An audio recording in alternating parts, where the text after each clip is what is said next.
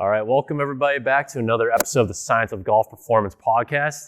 Today, I want to talk to you about something that a lot of my PT clients ask me about all the time is, should I be working on ankle mobility? Should I be doing this before rounds of golf or even before working out?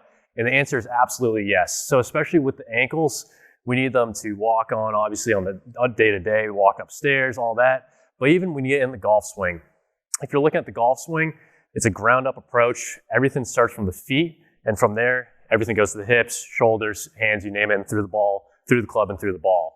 So I wanted to talk to you about, a couple things you can start doing for your ankles. But before that, I even want to show you how to test your ankles to see if they're tight, if they're, functional, that sort of thing. All right. So I'm going to show you a video here, and it's going to be a quick test at home you can do to yourself here, where you're going to assess if your ankles are tight, if they're working pretty well, and give you a good idea of what you should start doing. So as you'll see in the video here, I am pushing my foot or my knee towards the wall. I'm in this lunge position, right? So what I'm trying to do is keep my heel down of the foot that's closest to the wall and push my knee as far as possible. So while I'm doing this, I'm going to see if I can get my knee all the way to the wall. The block that I'm using is about 4 inches. So I'm trying to get that full range. If I can get my knee all the way to the wall without any pain, without the heel popping up, then I'm doing pretty well. If you're finding that at home, you're not quite getting to the wall, there's some pain, there's a weird feeling stretch, especially in the back of the calf or into the heel, then you know that the ankle is a little bit tight. Now, the big question is what causes ankle tightness? So a couple different things can, especially with the ankles. They're a funny joint to have. There's a lot going on in there. There's a lot of muscles. There's a lot of bones. So there's a lot of things to consider. The first thing I always like to look at is muscular tightness. So tightness from actual muscles, very common when you have a past history of, say, ligament sprains, even tendinous tears, Achilles tears. You name that, right? Achilles ruptures. How many times do we hear about that happening, right? So especially when there's a previous history of injury, the muscles around there can definitely get tight and act as kind of a supportive mechanism, a defensive mechanism, just to help increase the stability in the ankle when there's been previous history of ankle instability. So it's just a natural defensive mechanism, as I mentioned, from the ankle. So when you got to override that, that's going to be the key to actually making your ankles move better. So that's one thing. Another thing can be simply just from the bones, the joints themselves.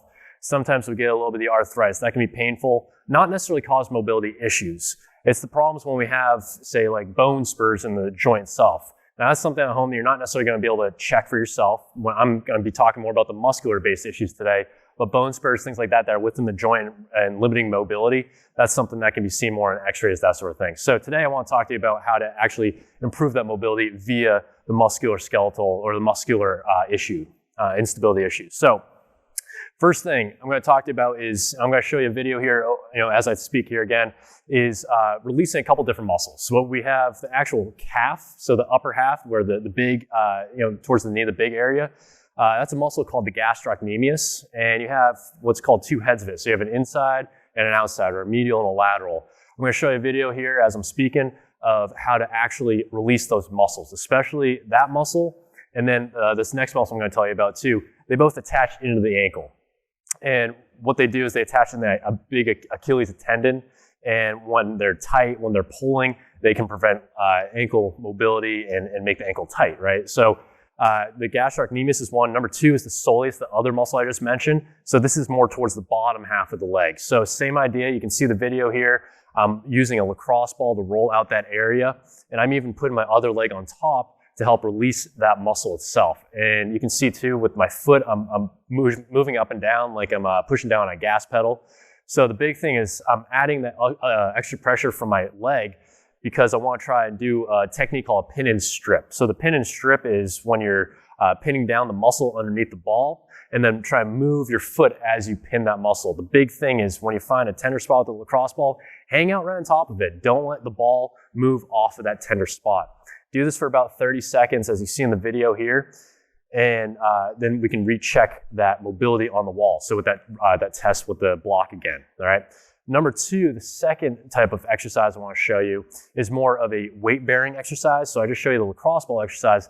Now I'm going to show you one where you can use actual weight through your foot to try and train that muscle to loosen up a little bit after you've already loosened up the muscles in the shin itself. So with this, going to be taking some sort of weight. I'm going to be using a kettlebell here. I'm going to be putting my foot up onto a stool like this. So this is about 2 feet, right? I got the kettlebell here. Put my foot up here, all right? I'm going to put the kettlebell on top, right? Now I'm putting force through this ankle. I put about 25 pounds here through the ankle. I'm going to slowly push forward and try to compress that ankle and push through it. The big thing you can see here is my ankle is staying down on the stool itself. It's not popping up. If you're getting to a point where it starts to pop up, then ease back a little bit. You're not quite ready for that range of motion, all right? So again, I'm going to push into it, hold it for a few seconds here, and then push out of it. I'm going to do this for about 10 times. And then again, go ahead and retest that ankle mobility test on the wall.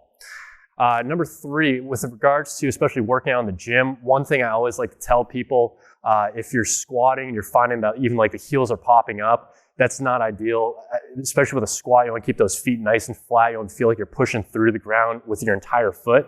So a little trick you can do in the gym is even put 2.5, 5 pound plates underneath your heels.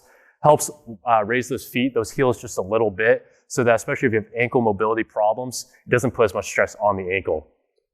So with all this in mind, again, going back to the golf swing, loosening up those ankles is a great way to really start your round. Again, the swing starts from the ground up. So might as well make those ankles nice and loose and through 18 holes here, right? If you like this video, please leave a comment and a like, and feel free to subscribe. If you have any questions, reach out at par4success.com/physical-therapy, and I hope to hear from you soon.